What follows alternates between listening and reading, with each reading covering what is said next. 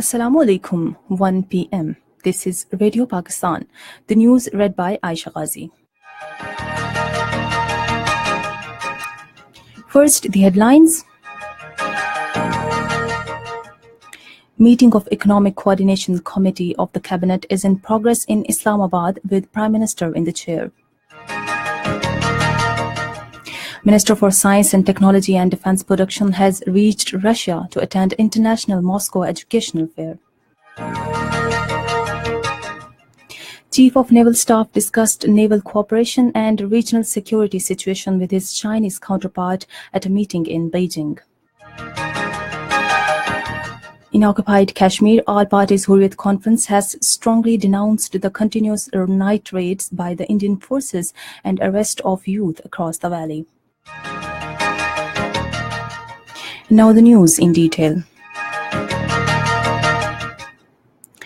A meeting of Economic Coordination Committee of the Cabinet is in progress in Islamabad with Prime Minister Shahid Khaqan Abbasi in the chair.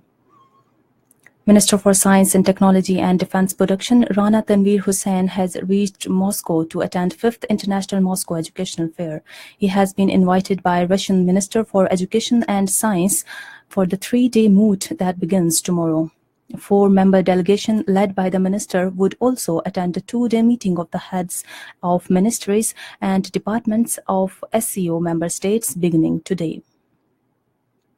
Interior Minister Ahsan Iqbal has left for London to attend counter-terrorism conference. He will share with participants of the moot Pakistan's experience of addressing the menace of terrorism. Chief of Naval Staff Admiral Zafar Mahmood Abbasi met his Chinese counterpart Vice Admiral Shen Jinlong in Beijing and exchanged views on naval cooperation and regional security situation.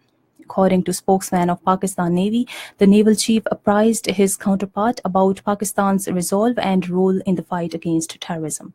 He also threw light on Pakistan Navy's role in multilateral task force to counter maritime terrorism and piracy. Chinese naval chief appreciated Pakistan Navy's role in ensuring maritime security. Admiral Zafar Mahmood also had a meeting with Deputy Administrator of State Department for Science, Technology and Industry. The two sides exchanged views for cooperation in defense production. Chief Justice of Pakistan Mia Saqib Nisar has taken suo motu notice of the ban imposed by Lahore High Court on airing the speeches of former Prime Minister Nawaz Sharif and Maryam Nawaz. The Chief Justice has summoned a record from the Lahore High Court's registrar.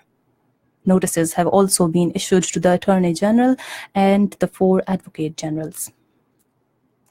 Election Commission of Pakistan says it will continue the process of registration of new voters, correction and exclusion of voters' names from its preliminary electoral rolls for the 2018 general elections till Tuesday next.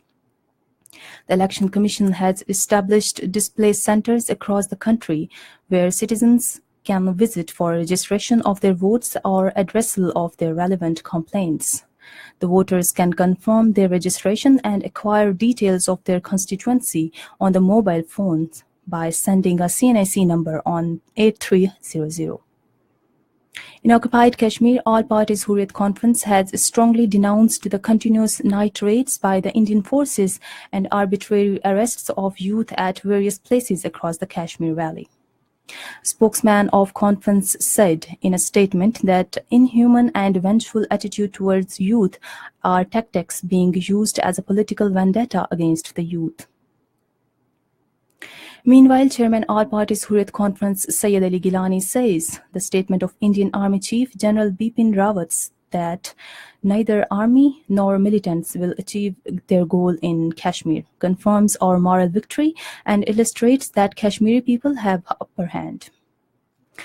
In a statement in Srinagar, he said, India cannot break the resolve of Kashmiri people through arbitrary measures and unabated killings. APHC chairman said Indian Army Chief's assertions are ambiguous and portray distorted form of events. The G7 group have pledged to support efforts of United States, Britain and France to stop the use of chemical weapons in Syria. In a statement while condemning the alleged chemical attacks in eastern Ghouta on 7th of this month, the group said it fully support efforts made by the United States, UK and France to decrease the capacity to use chemical weapons by the Assad regime and to prevent for future use. The statement further said it still stands by the diplomatic solution of the conflict in Syria. And that is the end of the news. For more news and analyses, log in onto our website radio.gov.pk and also watch live video streaming of our bulletins on the link facebook.com/Radio Pakistan News Official.